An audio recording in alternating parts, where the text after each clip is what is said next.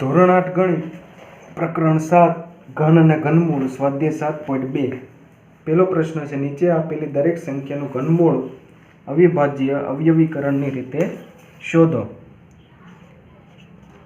64 નું આપણે અવિભાજ્ય અવયવો પાડીએ। 2 થી ભાગ ચલાવશું, 2 તેરી 6, 2 દુ 4, 2 થી ભાગ ચલાવીએ, 2 દુ 2 એકા 2, 3 માંથી 2 ગયા 1 હોય તો બાજુ મૂકો, 1 ને 2 12, 2 છક 12, 2 થી ભાગ ચલાવીએ, 2 અઠ્ઠા 16, 2 ચોકો 8, 2 દુ 4, 2 એકા 2। 64 ના અવયવો લખી લઈએ, 2 ગુણ્યા 2 ગુણ્યા 2 ગુણ્યા 2 ગુણ્યા 2 ગુણ્યા 2।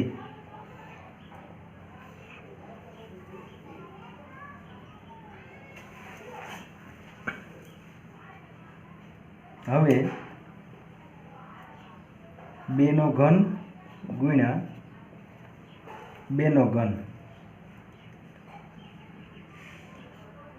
64 નું ઘનમૂળ લઈએ તો ઉપર છે ઘનની નિશાની દૂર થઈ જાય એટલે 2 ગુણ્યા 2, 2 દુ 4, તેથી 64 નું ઘનમૂળ બરાબર આપણને મળે 4 અને વચાય 64 નું ઘનમૂળ બરાબર 4। 64 નું ઘનમૂળ બરાબર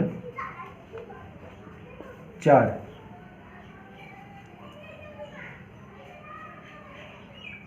બીજું છે 512। 2 થી ભાગ ચલાવીશું, એકમનો અંક 2 છે માટે 2 એકા 2, 2 દુ 4, 4 મૂક્યા, 5 માં 4 ગયા 1 હોય તો બાજુ મૂકો, 1 ને 1 11 થઈ ગયા, 2 પંચા 10, 11 માંથી 10 ગયા તો 1 હોય તો બાજુ મૂકો, 1 ને 2 12 થઈ ગયા એટલે 2 છક 12, ફરીથી 2 થી ભાગ ચલાવીશું, 2 એકા 2, 2 દુ 4,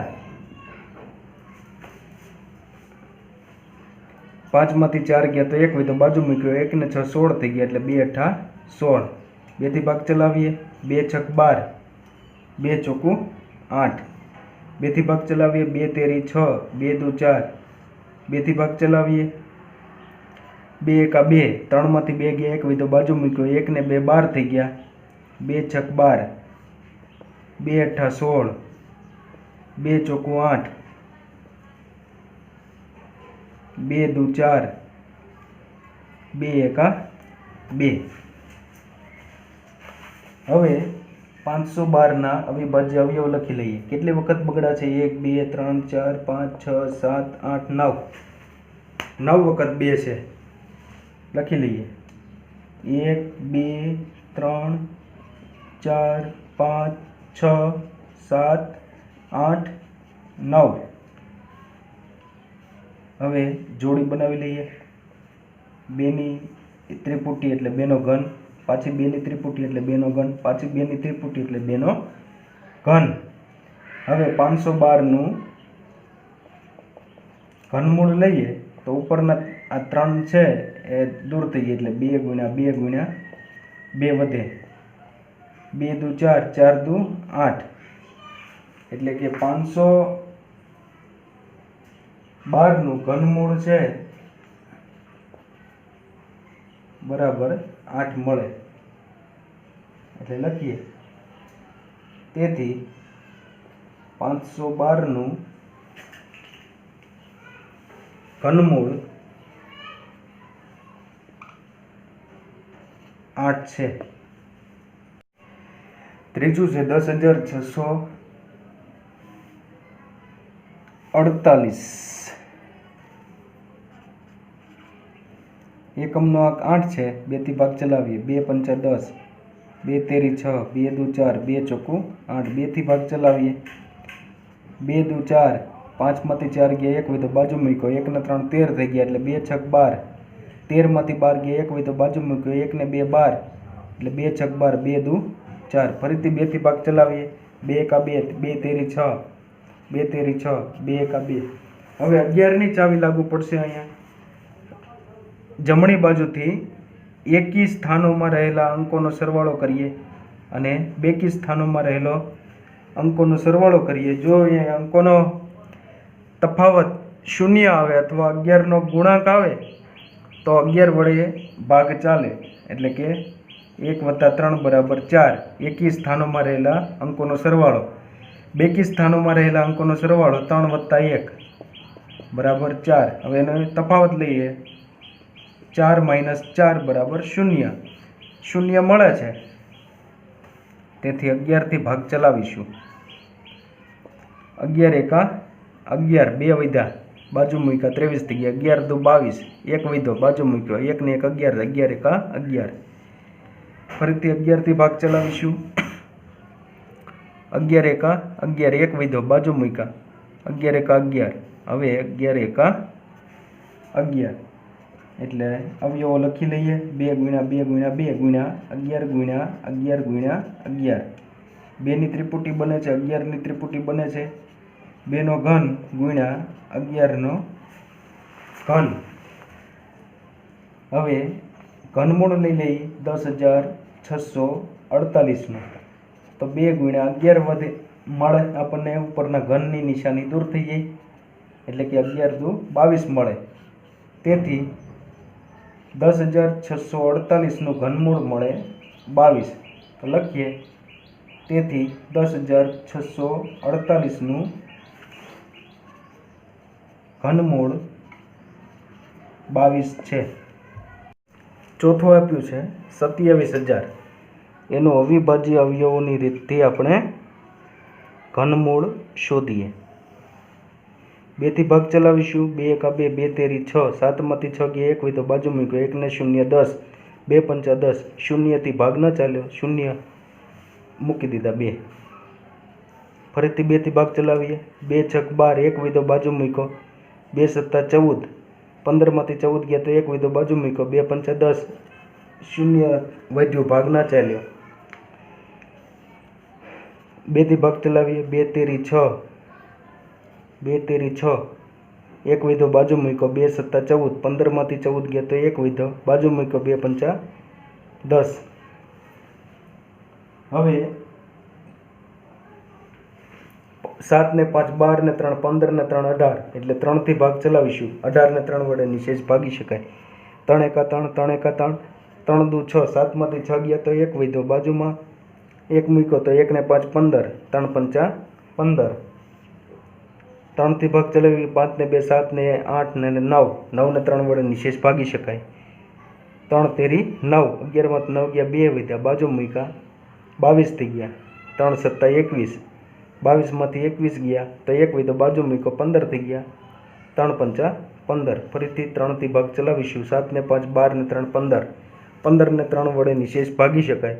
3 એકા 3, 3 દુ 6, 7 માંથી 6 ગયા તો 1 હોય તો બાજુ મૂક્યો, 1 ને 5 15, એટલે 3 પંચા 15. 3 થી ભાગ ચલાવીએ. હવે 5 થી ભાગ ચલાવીશું. એકમનો અંક 5 છે માટે 5 દુ 10, 12 માંથી 10 ગયા તો 2 હોય તો બાજુ મૂક્યો, 2 ને 5 25, 25 25. 5 થી ભાગ ચલાવીએ. 25 25. 5 થી ભાગ ચલાવીએ. 5 એકા 5, એટલે 27,000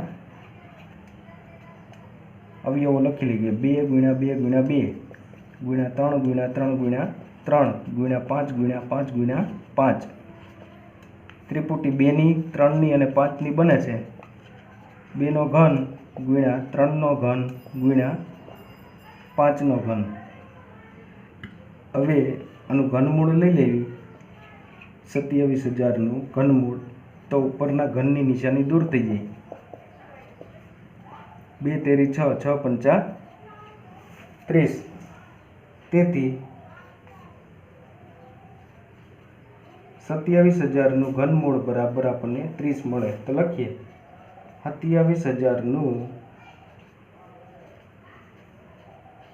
ઘનમૂળ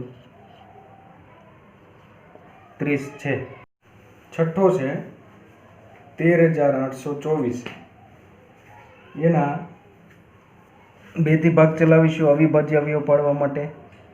2 છક 12, 13 માંથી 12 ગયા તો 1 હોય તો બાજુ મૂક્યો, 1 ને 8 18, 2 9 18, 2 એકા 2, 2 દુ 4 2 થી ભાગ ચલાવીએ ફરીથી 2 તેરી 6 2 ચોકું 8 9 માંથી 8 ગયા 1 હોય તો બાજુ મૂકો 1 ને 1 11 થઈ ગયા 2 પંચા 10 11 માંથી 10 ગયા તો 1 હોય તો બાજુ મૂકો 1 ને 2 12 એટલે 2 છક 12 2 થી ભાગ ચલાવીએ 2 એકા 2 1 હોય તો બાજુમાં મૂકો 1 ને 4 14 થઈ ગયા 2 સત્તા 14 2 દુ 4 5 માંથી 4 ગયા તો 1 હોય તો બાજુ મૂકો 1 ને 6 16 એટલે 2 અઠા 16 ફરીથી 2 થી ભાગ ચલાવીએ 2 અઠા 16 1 વિધો બાજુ મૂકો 1 ને 2 12 એટલે 2 છક 12 2 ચોકું 8 2 થી ભાગ ચલાવીએ 2 ચોકું 8 2 તેરી 6 2 દુ 4 2 થી ભાગ ચલાવીએ 2 દુ 4 2 એકા 2 3 માંથી 2 ગયા 1 વિધો બાજુ મૂકો 1 ને 2 12 થઈ ગયા એટલે 2 છક 12 2 એકા 2 2 અઠા 16 સોરી એમ ના ચાલે 2 એકા 2 1 છે 2 કરતાં નાનો એટલે પહેલાં શૂન્ય મૂકવી પડશે પછી 1 ને 6 16 એટલે 2 અઠા 16 2 પંચા 10 2 ચોકું 8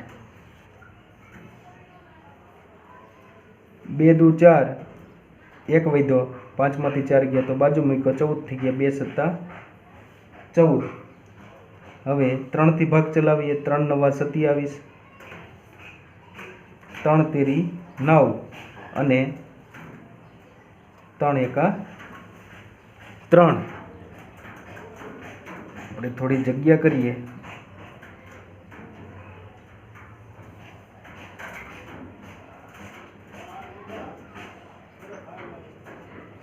27 આવ્યા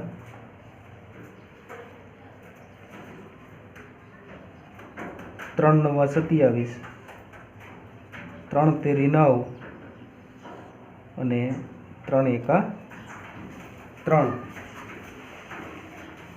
હવે 13,824 ના અવયવો લખી લઈએ 2 ગુણ્યા 2 ગુણ્યા 2 ગુણ્યા 2 ગુણ્યા 2 ગુણ્યા 2 ગુણ્યા 2 ગુણ્યા 2 ગુણ્યા 2 ગુણ્યા 3 ગુણ્યા 3 ગુણ્યા 3 2 2 ની 3 2 વાળી 3 ત્રિપુટી બને છે અને 3 વાળી 1 ત્રિપુટી બને છે એટલે 2 નો ઘન ગુણ્યા 2 નો ઘન ગુણ્યા 2 નો ઘન ગુણ્યા 3 નો ઘન હવે 13,824 ને ઘનમૂળમાં લઈ લઈએ તો 2 ગુણ્યા 2 ગુણ્યા 2 ગુણ્યા 3 એટલે 2 દુ 4 4 દુ 8 8 તેરી 24 એટલે 13,824 નું ઘનમૂળ 24 મળે છે 91,125 3 થી ભાગ ચલાવીએ 3 તેરી 9 એક નાનો છે એટલે ભાગ નહીં ચાલે એટલે શૂન્ય મૂકીએ હવે 1 ને 1 11 થઈ ગયા 3 તેરી 9 11 માંથી 9 ગયા 2 વધ્યા બાજુમાં મૂક્યા 22 થઈ ગયા 3 સત્તા 21 22 માંથી 21 ગયા તો 1 વધ્યો બાજુ મૂક્યો 1 ને 5 15 એટલે 3 પંચા 15 ફરીથી 3 થી ભાગ ચલાવ્યો 3 એકા 3 શૂન્ય છે એ 3 થી નાનું ભાગ ન ચાલે એટલે શૂન્ય મૂક્યું 3 એકા 3 3 દુ 6 7 માંથી 6 ગયા 1 હોય તો બાજુ મૂક્યો 1 ને 5 15 છે એટલે 3 પંચા 15 ફરીથી 3 થી ભાગ ચલાવીએ 3 તેરી 9 10 માંથી 9 ગયા 1 હોય તો બાજુ મૂક્યો 1 ને 1 11 થઈ ગયા 3 તેરી 9 11 માંથી 9 ગયા તો 2 હોય તો બાજુ મૂક્યા 2 ને 2 22 3 સત્તા 21 22 માંથી 21 ગયા તો 1 હોય તો 1 ને 5 15 એટલે 3 પંચા 15 ફરીથી 3 થી ભાગ ચલાવીએ 3 એકા 3 3 એકા 3 3 દુ 6 7 માંથી 6 ગયા તો 1 હોય તો બાજુ મૂક્યો 1 ને 5 15 એટલે 3 પંચા 15 3 થી ભાગ ચલાવીએ 3 તેરી 9 11 માંથી 9 ગયા તો 2 વધ્યા બાજુમાં મૂક્યા 22 થઈ ગયા 3 સત્તા 21 22 માંથી 21 જાય તો 1 વધ્યા બાજુમાં મૂક્યા 3 પંચા 15 3 એકા 3 3 દુ 6 7 માંથી 6 ગયા તો 1 વધ્યા બાજુ મૂક્યા 3 પંચા 15 હવે એકમનો અંક 5 છે 5 થી ભાગ ચલાવીએ 5 દુ 10 12 માંથી 10 ગયા તો 1 હોય તો બાજુમાં મૂક્યો 2 ને 5 25 25 25 25 25 25 5 એકા 5 91,125 ના અવયવો છે 3 ગુણ્યા 3 ગુણ્યા 3 ગુણ્યા 3 ગુણ્યા 3 ગુણ્યા 3 ગુણ્યા 5 ગુણ્યા 5 ગુણ્યા 5 ત્રિપુટી બનાવીએ 3 ની 2 ત્રિપુટી બને છે 5 ની 1 ત્રિપુટી બને છે એટલે 3 નો ઘન ગુણ્યા 3 નો ઘન 5 નો ઘન હવે 91,125 નું ઘનમૂળ શોધવું હોય તો ઉપરના ઘન દૂર કરવા પડે તેથી 3 ગુણ્યા 3 ગુણ્યા 5 3 તેરી 9 9 પંચા 45 તેથી 91,125 નું ઘનમૂળ 45 છે। બીજું છે નીચેનું વિધાન ખરું છે કે ખોટું તે કહો। એમાં પહેલું છે કોઈ પણ એકી સંખ્યાનો ઘન બેકી સંખ્યા હોય આપણે જાણીએ છીએ કે એકી સંખ્યાનો ઘન એકી મળે છે અને બેકી સંખ્યાનો ઘન બેકી મળે છે એટલે આ વિધાન ખોટું છે। બીજું છે પૂર્ણઘન સંખ્યાના અંતિમ 2 અંકો શૂન્ય ન હોય અંતિમ 3 અંક શૂન્ય હોય તો જ પૂર્ણઘન હોય એટલે કે 2 અંકો શૂન્ય ન હોય એ સાચું છે। જો કોઈ સંખ્યાનો વર્ગ કરતા એકમનો અંક 5 આવે તો ઘન કરતા મળતી સંખ્યાના છેલ્લા 2 અંક 25 આવે એટલે એકમનો અંક 5 હોય તો એનો ઘન કરીએ તો 5 જ આવે એ આપણે કોષ્ટક જોયું હતું એટલે આ વિધાન ખોટું છે। ત્યારબાદ ચોથું છે એવી કોઈ પૂર્ણઘન સંખ્યા ના મળે કે જેનો એકમનો અંક 8 હોય એ ખોટું છે। 8 છે એનું ઘનમૂળ 2 મળે છે એટલે આ વિધાન ખોટું છે। પાંચમું છે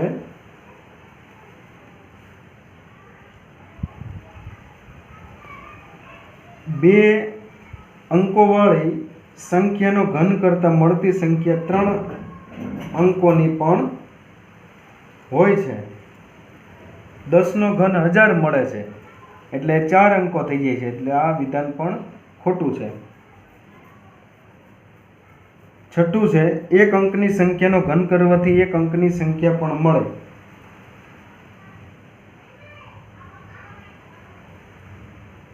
એ વિધાન સાચું છે। 1 નો ઘન 1 મળે 2 નો ઘન 8 મળે એટલે કે એક અંકવાળી સંખ્યા મળે। સાતમું છે 2 અંકોવાળી સંખ્યાનો ઘન કરતા 7 કે તેથી વધુ અંકોની સંખ્યા પણ મળે। 2 અંકોવાળી સંખ્યા એટલે કે 99 એનો ઘન કરીએ 99 ગુણ્યા 99 ગુણ્યા 99 એટલે કે 99 નો ઘન કરીએ તો આપણને 9,70,299 મળે છે એ 6 અંકોની સંખ્યા છે એટલે 7 કે તેથી વધુ અંકોવાળી સંખ્યા મળતી નથી 6 અંકવાળી મળે છે એટલે આ વિધાન ખોટું છે। હવે અનુમાનની રીતે ઘનમૂળ શોધવાનું છે। અનુમાનની રીતે ઘનમૂળ શોધવા માટે આપણે અહીંયા આ સંખ્યા હોય તો એનો ઘન કરવાથી મળતી સંખ્યા કઈ મળે છે એ આ પૂર્ણઘન સંખ્યાના એકમના અંક છે। આ સંખ્યાના એકમના અંક છે। આ જમણી બાજુ છે એ પૂર્ણઘન સંખ્યાના એકમના અંક જે આપણે આગળ જોઈ ગયા છીએ। હવે અહીંયા ઘન આપણે લખેલા છે 1 નો ઘન 1 2 નો ઘન 8 3 નો ઘન 27 4 નો ઘન 64 5 નો ઘન 125 6 નો ઘન 216 7 નો ઘન 343 ત્યાં સુધી આપણે લખેલા છે। હવે પેલું જોઈએ 1331 નું ઘનમૂળ એટલે બે ભાગ પાડી દઈએ એક 3 ની જોડી લખીએ અને બાકી વધ્યા એની જોડી લખીએ। હવે આ પૂર્ણઘન સંખ્યા છે 1331 એમાં પૂર્ણઘન સંખ્યાનો એકમનો આંક 1 હોય તો સંખ્યા છે એના ઘનમૂળનો એકમનો આંક 1 હોય, એટલે એકમનો આંક 1 લખીએ. હવે 1 વધ્યો છે તો 1 નું ઘનમૂળ કેટલું મળે છે?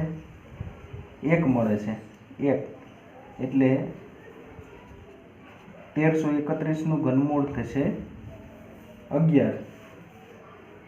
બીજું આપ્યું છે 4913. 913 છે એનો એકમનો આંક 3 છે તો એનો ઘનમૂળનો એકમનો આંક 7 મળે.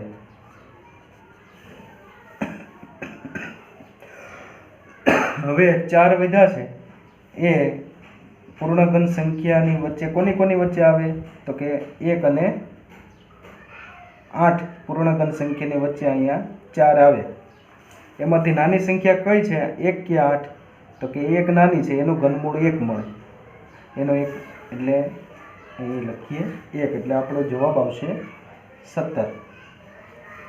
ત્રીજું છે 12167. એનું ઘનમૂળ શોધવા 2 ભાગ પાડીએ. પહેલા 3ની જમણી બાજુથી 3ની જોડી, બાકી વધી એની જોડી. 7 છે પૂર્ણઘન સંખ્યાનું એકમનો અંક 7, તો એના વર્ગમૂળનો એકમનો અંક કયો આવે? 3. હવે 12 છે તો 12, 8 અને 27 પૂર્ણઘન સંખ્યાની વચ્ચે આવે છે તો 8 અને 27 માંથી નાની સંખ્યા 8 છે, એનું ઘનમૂળ 2 છે એટલે 12167 નું ઘનમૂળ થશે 23. ચોથું છે 32768. એનું ઘનમૂળ શોધીએ. 2 ભાગ કરીએ, 3ની જોડી અને બાકી વધ્યા એ 2ની જોડી. 768 છે એમાં 8 છે પૂર્ણઘન સંખ્યાનો એકમનો આંક, તો એના વર્ગમૂળનો એકમનો આંક કયો આવે? ઘનમૂળનો એકમનો આંક 2 આવશે એટલે ઘનમૂળનો એકમનો આંક અહીં 2 લખીએ. હવે 32 છે એ પૂર્ણઘન સંખ્યા 27 અને 64ની વચ્ચે આવે છે. એમાંથી 27 નાના છે, 27 અને 64ની વચ્ચે આવે છે, 27 નાના છે, એનું ઘનમૂળ 3 મળે છે એટલે આપણે 3 લખીએ. તો 32768 નું ઘનમૂળ મળશે 32.